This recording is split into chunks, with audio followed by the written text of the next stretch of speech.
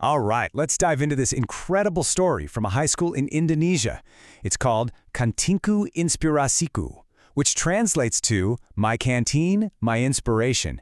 And trust me, it all kicks off with a really interesting question. So, think about it for a second.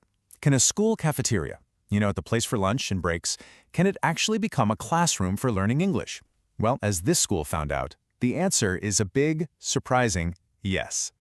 So, what got this whole thing started? Well, it all began with a classic classroom problem, one that honestly a lot of teachers and students probably know all too well.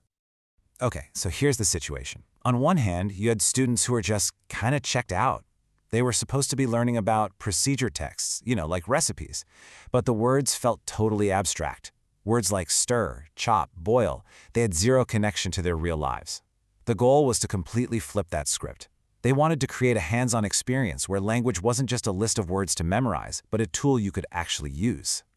And get this, the solution didn't come from some new textbook or a fancy app. Nope, the inspiration came from a place you'd probably never expect.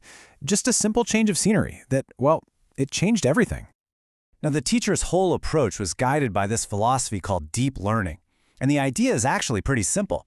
For learning to really stick, it needs to be three things. It has to be meaningful, so it connects to students' real lives. It's got to be mindful, making you focus and be aware. And you know what? It has to be joyful. It should be driven by real curiosity. So that's exactly what they did. They took the lesson right out of the classroom and moved it into the school canteen. This totally normal, everyday space was about to become a living, breathing classroom. Okay, so how did they pull this off? This wasn't just some random field trip to the lunchroom. The whole project was carefully built around a super clear three-stage learning journey. The three stages were understanding, applying, and reflecting. See how they build on each other? It creates this complete learning cycle. Let's break down what actually happened in each of these phases. First up, understanding. This was all about laying the groundwork. So back in the regular classroom, students reviewed the basic structure of a procedure text. They watched some cooking videos to see how it works in the real world, learned those key English words, and then worked together in small groups to map it all out. This made sure everyone was on the same page before things got really interesting.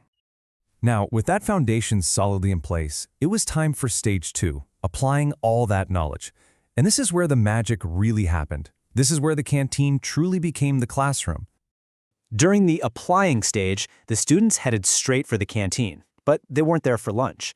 They were there to observe the cooks, ask them questions about ingredients and steps, basically conduct these informal interviews. Then, working together in their groups, they used all that first-hand info to write their own procedure texts in English for things like how to make iced tea. But wait, the journey wasn't over yet. The final and maybe most crucial stage, reflecting, was all about processing the whole experience to make sure that learning really, truly stuck. So in this final phase, the students wrote in journals about what they learned and what was challenging. They presented their work to the rest of the class, which is awesome because they got feedback from their friends and their teacher. And really importantly, they all had a big discussion about why learning this way, outside the four walls of a classroom, was so effective. So what was the real impact of taking this unique approach? What actually happens when you turn a canteen into a classroom? It all comes back to that deep learning idea we talked about. The project worked because it was meaningful. It was a real experience tied to their everyday lives. It was mindful. They had to actually focus and pay attention to what was happening around them. And it was joyful. I mean, who wouldn't have fun learning in a relaxed, active, and curiosity-driven way like this? The biggest takeaway here is that the benefits went so much further than just learning English vocabulary for recipes. It taught them skills that you just can't get from a textbook. Exactly. The students didn't just walk away knowing how to write a list of instructions. They learned how to observe the world around them, how to collaborate with a team, and maybe most importantly, they learned how to reflect on their own learning process. And that is a skill that will help them for the rest of their lives. This whole story is just such a powerful reminder that inspiration in learning can be found absolutely anywhere. Which brings us to a final thought for you. What untapped classrooms are hiding in plain sight all around you?